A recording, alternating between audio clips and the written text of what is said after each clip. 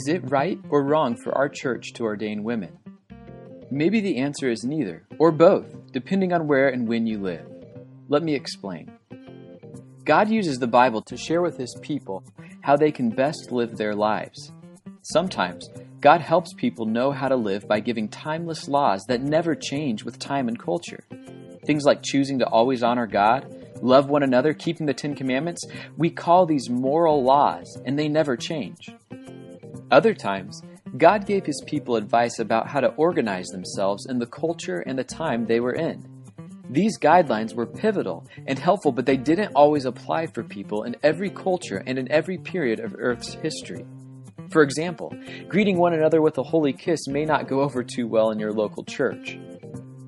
Some of the guidelines that God gave to His people were to help them function and carry out His mission in their cultures. We can still find principles that bridge the gap between biblical and modern culture, but trying to literally apply organizational ideals today may not work too well. That's all right. And the Bible even reveals that God worked with His people in special circumstances in which individuals struggled to make all the pieces fit. For example, God wanted to make sure that property could pass from one generation to the next, so a rule was set up in Deuteronomy 21 that said that the inheritance would go to a man's sons. It was great advice that no doubt prevented many family feuds. But in Numbers 27, we find the story of the daughters of Zelophehad. These girls were the only children in the family, so when their father died and there were no sons to get the inheritance, the daughters were threatened with losing the inheritance and financial support. Moses recognized that the advice about distributing the inheritance through the sons clearly didn't work best in this situation. So, Moses brought it before God, and God allowed the daughters to have their father's inheritance. Another example of this can be seen in the story of Israel choosing a king. The Bible makes it clear that God's original plan for His people was to not have a king, but instead to listen directly to Him through His prophets. However, after God's people arrived in the Promised Land, they eventually decided they wanted a king. And although it wasn't God's first choice, the story of much of the Old Testament shows that God allowed for the change of ideal and worked through many great kings to bless His people.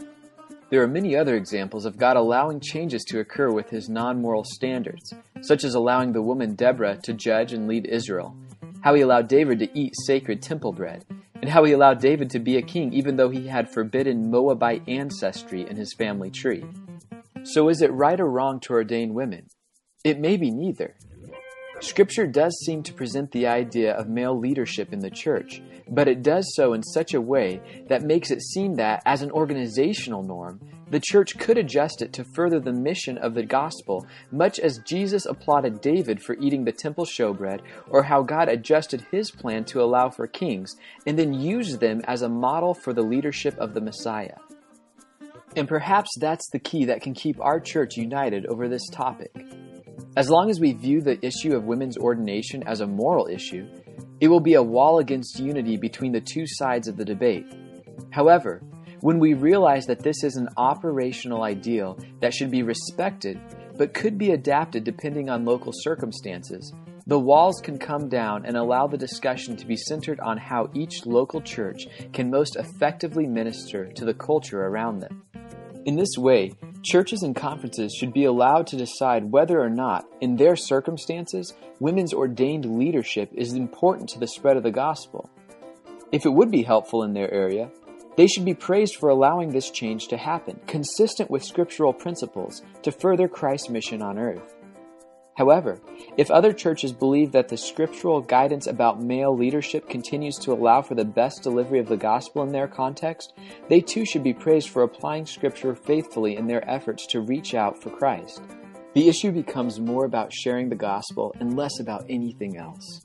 We may not agree that our brothers and sisters in other parts of the world church are making the right application of scripture, but as this is an organizational matter and not a matter of salvation or of an absolute moral command, we should submit to one another and give others the liberty to follow Scripture as they are convicted. If you agree with this message, share this video with others and together make the decision to support our mission of sharing the gospel with the world in the best way possible.